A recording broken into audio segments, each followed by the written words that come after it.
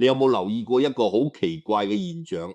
身邊總有一啲人，佢哋唔使特別去黃大仙排隊上香，亦唔使年年去車公廟求籤，但偏偏做咩都順順利利，遇到幾大嘅風浪都可以安然度過。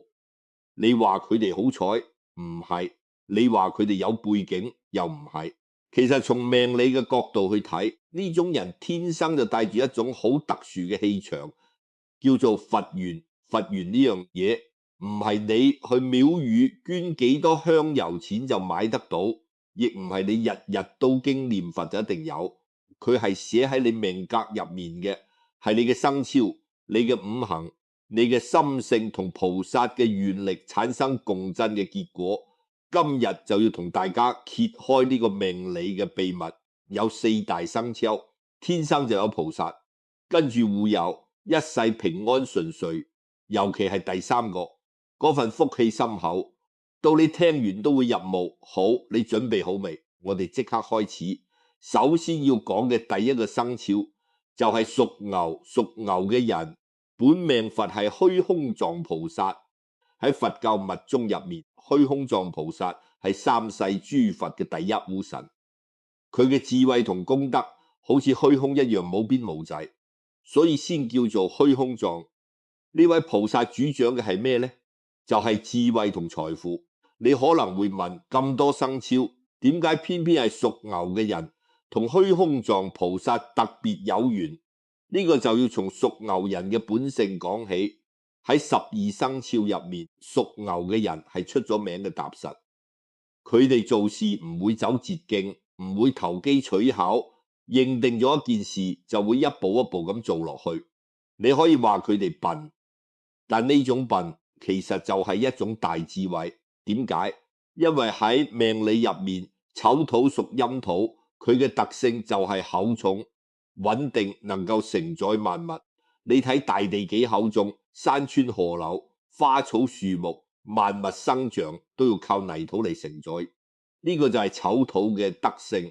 而虛空藏菩薩嘅願力正正就係普施功德、廣利眾生，同屬牛人嗰種默默付出、唔求回報嘅性格完美呼應。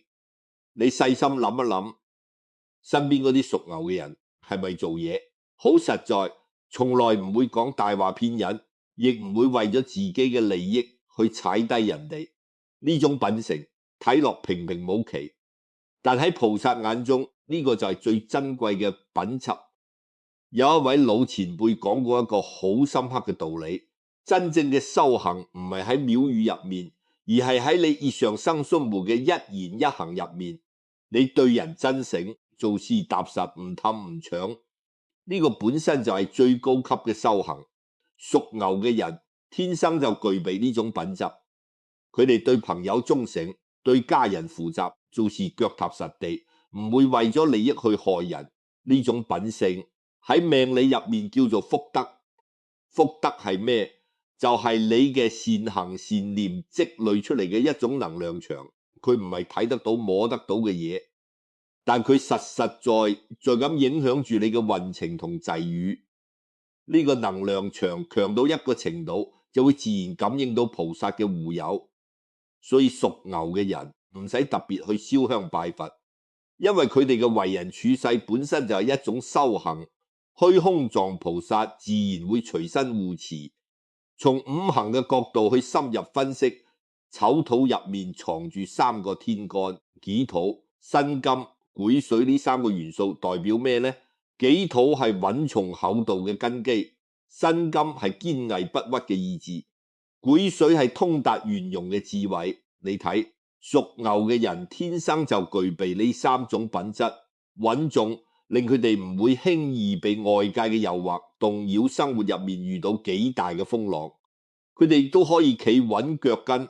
堅毅令佢哋遇到困難唔會退縮，人哋放棄嘅事情佢哋會繼續做落去。智慧令佢哋喺關鍵時刻做出正確嘅判斷。雖然佢哋唔多講嘢，但心入面好清楚咩係對，咩係錯。呢3種品質加埋就形成咗一個好強嘅護身氣場，令災禍難以入侵。喺風水學入面，有一個概念叫做地氣，一間屋企嘅地氣好唔好，直接影響主入面住嘅人嘅運程。而屬牛嘅人本身就自帶地氣，因為丑土本來就係大地嘅象徵，佢哋住喺邊度，邊度嘅氣場就會變得穩定和硬。所以你會發現屬牛嘅人嘅家庭通常都好和睦，家人之間好少吵架。呢個唔係巧合，而係佢哋自帶嘅穩定氣場喺度發揮作用。再講到2026年丙午馬年，屬牛嘅人今年遇到嘅係害太歲丑午相害，五行上形成嘅係火土交戰嘅格局，人際關係上容易遇到暗戰，工作上可能有小人喺背後搞事。聽到呢度，屬牛嘅朋友可能會有啲擔心，但你留意，屬牛嘅人就算遇到呢種困局，佢哋嘅結果通常都唔會太差。點解？因為虛空藏菩薩嘅護持力量會喺關鍵時刻發揮作用。你會發現屬牛嘅人喺最危險嘅時候，總會有貴人出現幫佢哋化解危機，又或者係一個意想不到嘅機會突然出現，令佢哋絕處逢生。呢個唔係巧合，而係菩薩護佑嘅一種體現。所以屬牛嘅朋友今年雖然要多加小心，但唔使太過憂慮，只要你保持住你嗰份踏實忠厚嘅本心，繼續做你認為正確嘅事，虛空藏菩薩會一直守護住你。要記住你嘅善良同堅持就係最好嘅化解之道。好，講完屬牛，我哋繼續講第二個生肖屬羊。屬羊嘅人本命佛係大日如來，大日如來係咩度頭？佢係佛教密宗嘅根本佛，統率一切諸佛菩薩，法力無邊無際。你可以話佢係佛界入面最至高無上嘅存在。所有嘅菩薩都係從大日如來嘅光明中化現出嚟嘅，而屬羊嘅人天生就同呢位至高嘅佛有緣。你話呢個係幾大嘅福分？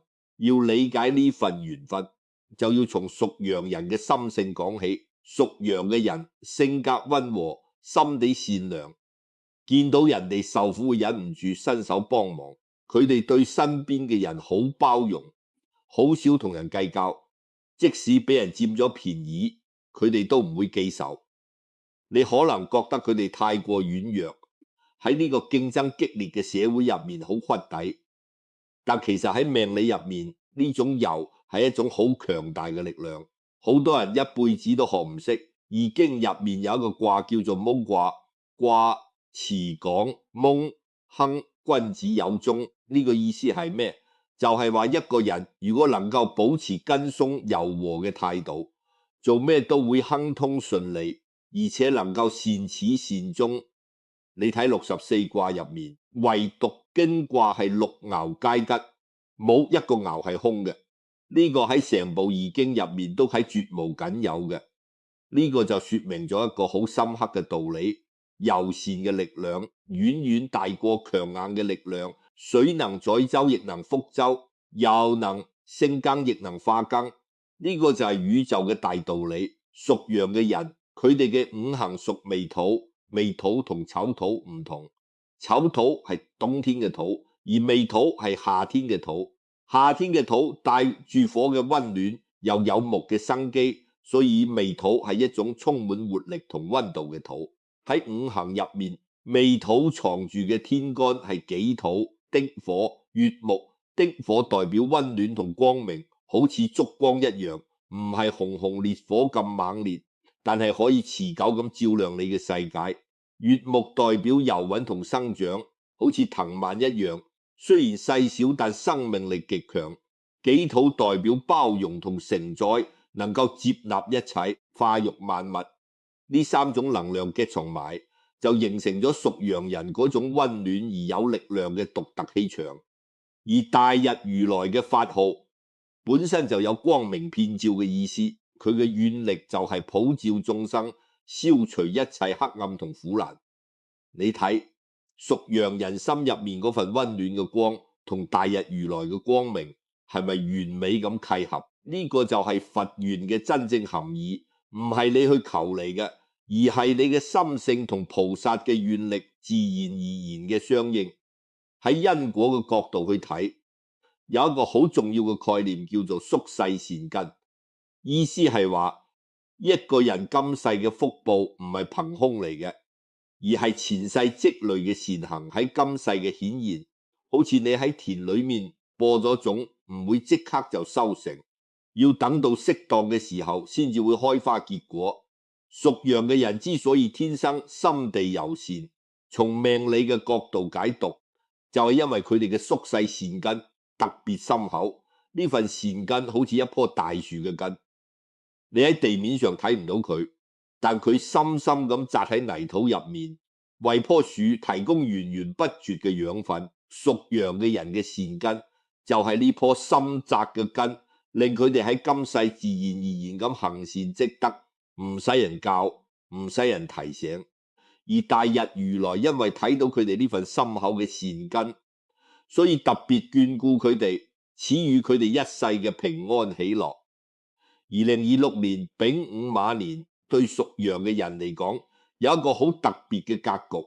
喺命理入面，未土同午火係六合嘅關係，午未合火，火勢旺盛，呢個係一個好吉利嘅組合。意味住咩呢？就係話屬羊嘅人喺今年同太歲嘅關係係旺嘅，非但唔會衝突，反而會得到太歲嘅助力。喺事業上，屬羊嘅人今年容易遇到貴人提攜，可能係一個上司嘅賞識，又或者係一個合作夥伴嘅出現，為你帶嚟升職加薪嘅機會。喺財運上，正財穩定，偏財亦有意想不到嘅收集，可能係一筆你冇預期嘅收入，又或者係一個投資突然回本。呢一切都係大日如來庇佑之下嘅福報體現。不過要提醒屬羊嘅朋友，午未合火，火氣太旺嘅話，身體方面要注意心臟同眼睛嘅問題。今年夏天特別要注意防暑降溫，適當飲多啲水，保持作息正常，少熬夜少動怒，就可以化解火氣過旺帶嚟嘅影響。屬羊嘅人仲有一個好特別嘅命理特點，就係佢哋嘅財運往往嚟得好自然，佢哋唔使好似有啲生肖咁，要好努力咁去追求財富，財富自然會向佢哋聚碌。你睇身邊嗰啲屬羊嘅人，好多都係安安穩穩咁就揾到錢，唔使搞到自己好辛苦。從命理嘅角度去分析，呢個係因為未土生金，而金喺命理入面代表財星。屬羊嘅人天生就有一種聚財嘅氣場，再加上大日如來嘅護佑，佢哋嘅財運會隨住年紀增至而越嚟越好。特別係過咗40歲之後，屬羊嘅人通常都會進入一個事業同財運雙豐收嘅階段。好多屬羊嘅人都係所謂嘅大器晚成，所以屬羊嘅朋友，如果你而家仲覺得自己運程一般，唔使灰心，亦唔使心急，你嘅好日子穩穩陣陣咁喺後面等緊你。好，而家要講到今日最重要嘅部分，第3個生肖。呢個生肖嘅福氣係4個入面最深厚嘅，亦都係最多人好奇嘅。佢嘅本命佛更加係大家最熟悉、最靈驗嘅一位菩薩。你估到係邊個未？如果你仲未估到，唔緊要，而家就揭曉。冇錯，就係屬鼠嘅人。本命佛係千手觀音菩薩。千手觀音全名叫做千手千眼觀世音菩薩，有1000隻手、1000隻眼，能夠洞察世間一切苦難，隨時隨地伸出援手救度眾生。喺所有菩薩入面，觀音菩薩可以話係同普通人最親近嘅一位。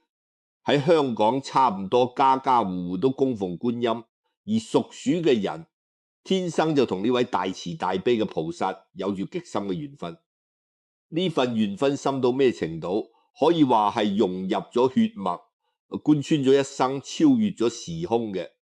如果話前面2個生肖嘅佛緣係厚積薄發嘅話，咁屬鼠嘅人嘅佛緣就係與生俱嚟如影隨形嘅。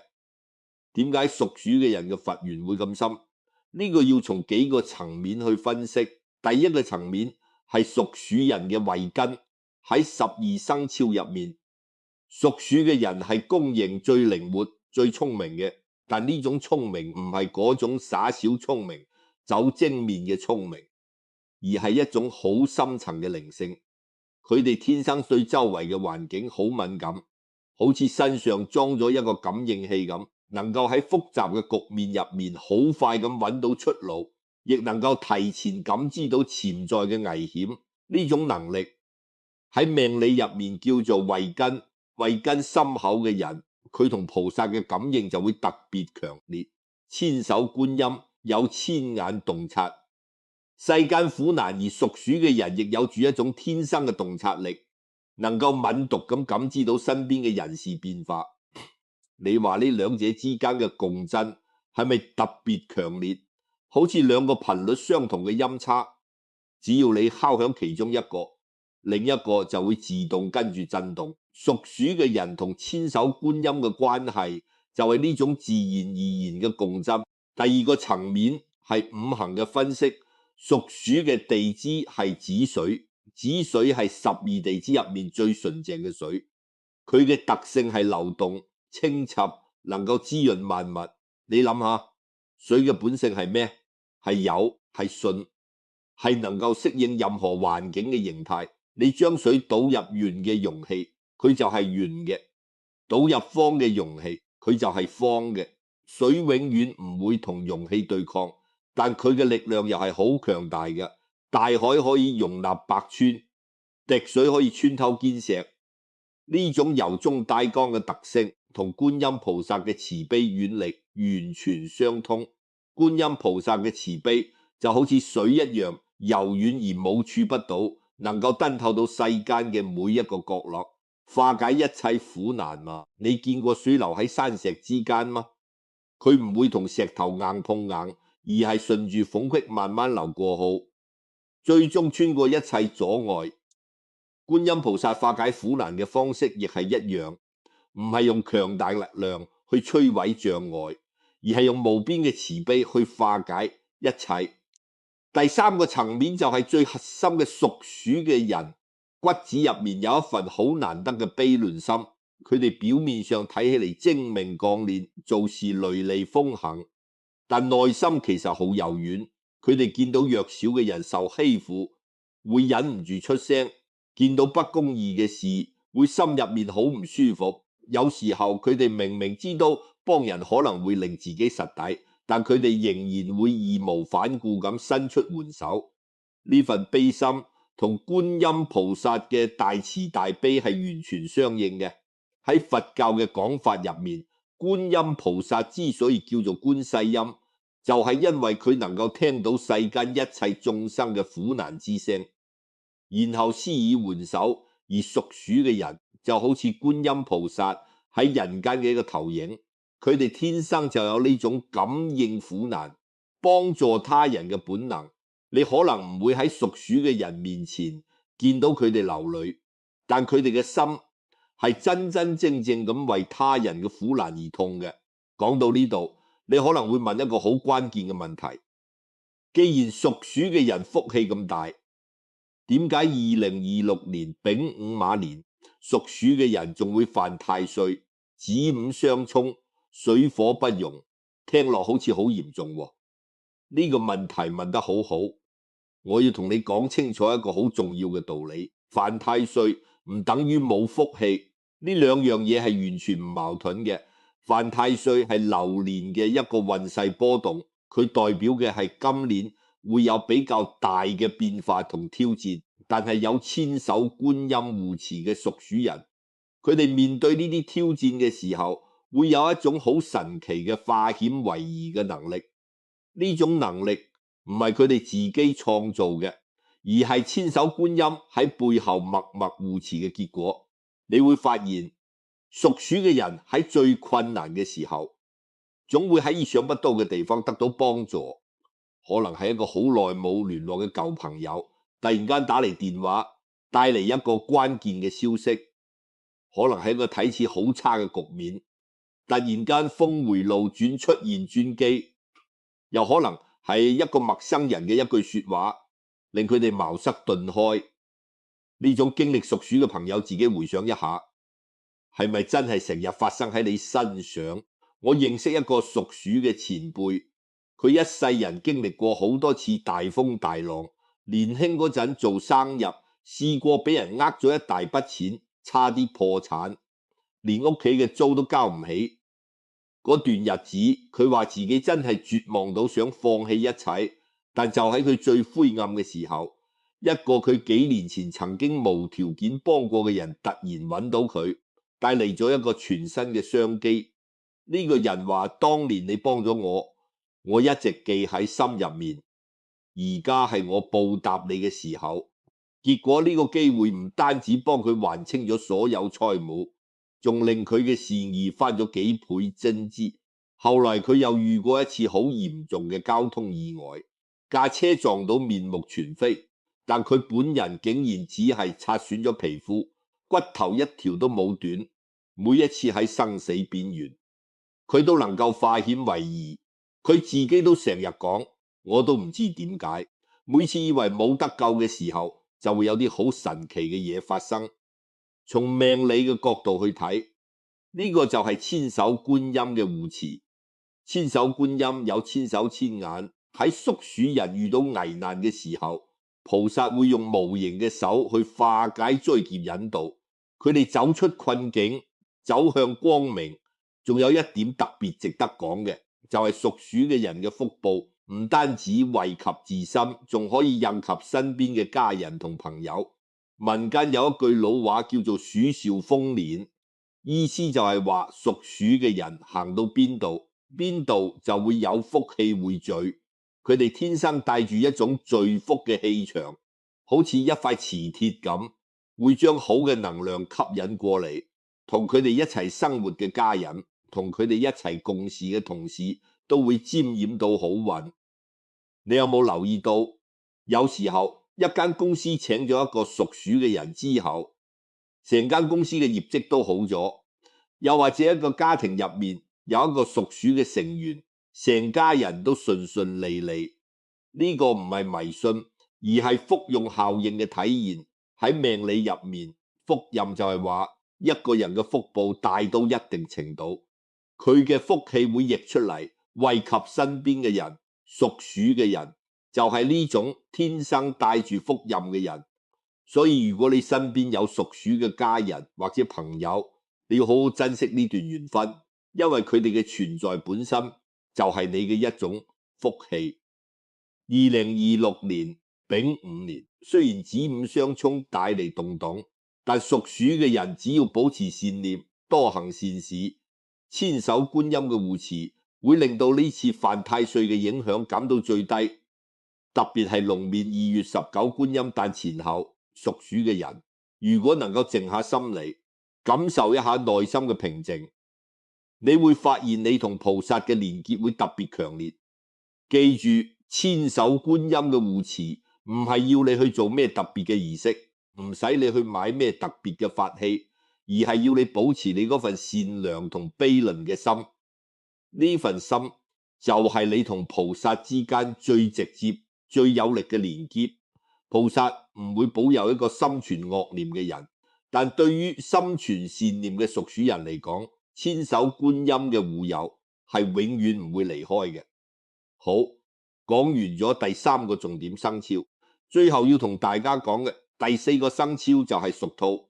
屬兔嘅人本命佛係文殊菩薩。文殊菩薩喺佛教入面嘅地位好特殊，佢係智慧第一嘅菩薩，同普賢菩薩一齊護咗釋迦牟尼佛，合稱華嚴三聖。你可以話，如果觀音菩薩代表嘅係慈悲，咁文殊菩薩代表嘅就係智慧。而呢種智慧唔係嗰種讀書考試攞高分嘅小聰明，而係能夠洞察宇宙人生真相嘅究竟大智慧。屬兔嘅人，佢哋嘅性格入面有一種好特別嘅質素，就係慧。佢哋好識觀察，好識分析，喺好複雜嘅環境入面都能夠保持清醒嘅頭腦，唔會俾表面嘅假象所迷惑。而且屬兔嘅人心地善良，唔中意同人爭執，遇到矛盾寧願自己退讓，用和平嘅方式去解決問題。呢種性格表面上睇好似好密底，但其實從命理嘅角度去分析，呢個係一種好高嘅人生智慧，一般人要修煉好多年先至學得識。屬兔嘅五行係卯木，卯木係春天嘅木，代表嘅係生機、成長同希望。你睇春天嘅樹木，經過咗冬天嘅嚴寒，樹葉落晒枝頭光，睇落好似冇咗生命力，但到咗春天，暖風一吹，佢就會重新發芽開花，生命力比之前更加旺盛。呢種死而復生、生生不息嘅力量就係卯木嘅本質。而文殊菩薩嘅智慧就好似春風一樣，能夠吹開人心入面嘅迷路同困惑，令人豁然開朗。易經入面有一個卦叫做蒙卦，卦辭講蒙以養正，聖功也。蒙就係蒙昧養正，就係用正確嘅方式去啟蒙開智。呢個卦嘅意思係話，每個人一開始都有蒙昧嘅時候，但只要有正確嘅引導，有智慧嘅光照入嚟，就能夠撥開迷誘，見到真相，走上正途。文殊菩薩嘅角色正正就係呢個開蒙啟智嘅引導者。而屬兔嘅人因為天生慧根深厚，所以特別容易接收到文殊菩薩嘅智慧加持，好似一個天線特別靈敏嘅收音機，能夠收到最清晰嘅信號。喺實際生活入面，屬兔嘅人有一個好明顯嘅特點，佢哋好少做出錯誤嘅重大決定，即使面對好複雜、好糾結嘅選擇，佢哋都能夠憑住內心嘅直覺揾到最正確嘅方向。呢種直覺喺命理入面就係文殊菩薩嘅智慧引導。你可以話佢哋天生就有一個內在嘅指南針，喺迷惘嘅時候會自動指向正確嘅方向。好多屬兔嘅人都有呢種經歷，喺某個重要嘅人生路口，明明所有嘅理性分析都指向一個方向，但心入面有一把聲音話你唔好咁做，結果佢哋聽從咗呢把聲音，事後先至發現原來跟住理性走嘅話會遇到好大嘅問題。呢把內心嘅聲音其實就係文殊菩薩喺背後嘅提點。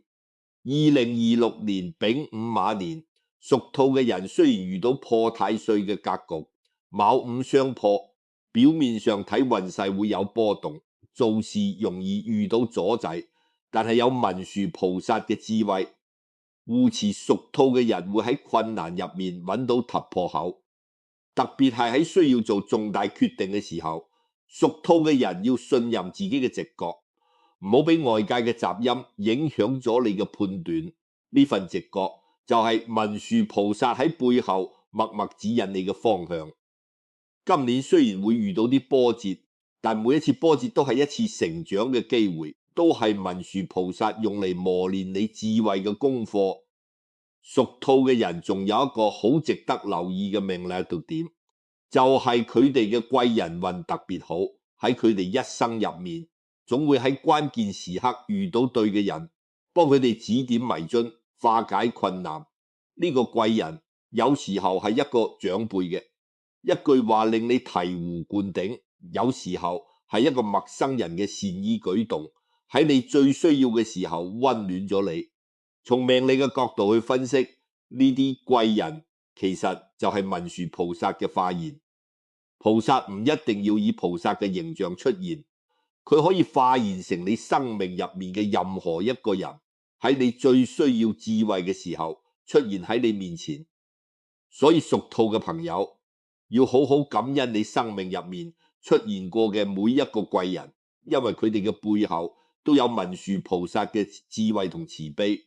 卯木喺五行入面仲有一個好重要嘅功能，就係佢能夠生火。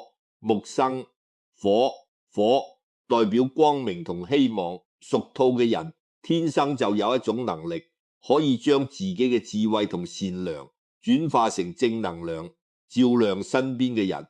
佢哋唔使刻意去做咩驚天動地嘅大事，只要保持住自己善良智慧嘅本心，佢哋嘅存在本身就係對身邊人嘅一種祝福。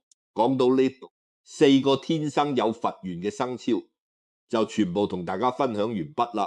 等我總結一下，屬牛嘅人有虛空藏菩薩護持，以踏實忠厚積累深厚福德；屬羊嘅人有大日如來庇佑，以柔善之心感召光明護佑；屬鼠嘅人有千手觀音護持，福澤最深厚，能夠蔭及家人朋友；屬兔嘅人有文殊菩薩加持，以大智慧化解一切困厄險阻。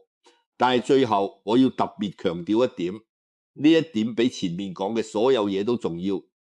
菩薩護佑嘅從來唔係某一個特定嘅生肖，而係所有心存善念嘅人。未理呢4個生肖之所以天生有佛緣，核心嘅原因唔係因為佢哋嘅生肖有咩特殊嘅魔力，而係因為佢哋嘅心性踏實、善良、悲冷、智慧同菩薩嘅願力自然相應。你嘅生肖只係一個起點，真正決定你有冇佛緣嘅係你嘅心。喺命理入面有一個好重要嘅概念叫做心念轉運，意思係話一個人嘅命運唔係完全寫死嘅，你嘅心念同行為可以改變你嘅運勢走向。如果你唔係呢4個生肖嘅人，完全唔使灰心，更加唔使任務，你只要從今日開始保持善良嘅心，多做善事，待人寬厚，處世均和，你就已經喺同菩薩結緣。今日幫一個人，聽日讓一步路，後日說一句好話，呢啲全部都係喺積累你嘅福報。佛教入面有一句話講得好好，佛法喺世間唔離世間覺，意思就係話修行唔使去到深山古寺，就喺你嘅日常生活入面，就喺你嘅柴米油鹽之間，你對屋企人好一啲，對同事寬容一啲，對陌生人友善一啲，呢啲睇落微不足道嘅小事，全部都係修行。你嘅每一個善念，每一個善行，都喺為你積累福報。呢啲福報好似存入銀行嘅儲蓄，你可能一時之間睇唔到利息，但佢哋一直喺度增資，總有一日會回饋到你身上。呢啲福報積累到一定程度，菩薩嘅護佑自然就會降臨到你身上，你嘅人生自然就會越嚟越順暢。所以不論你係咩生肖，從今日開始好好守護你心入面嘅善念，呢份善念就係你一生之中最珍貴嘅寶藏，亦係同菩薩連結嘅最直接嘅橋硼。心存善念，福氣自然會慢慢向你匯聚。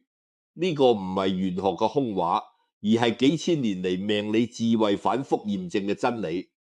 如果你係屬牛、屬羊、屬鼠或者屬兔嘅朋友，恭喜你，好好珍惜你嘅佛緣，堅守你嘅本心，你嘅福報一定會綿延不絕。如果你身邊有呢4個生肖嘅家人朋友，記得將呢條片分享俾佢哋睇，等佢哋知道自己有幾大嘅福氣。最後祝大家身體健康，萬事如意，福報滿滿，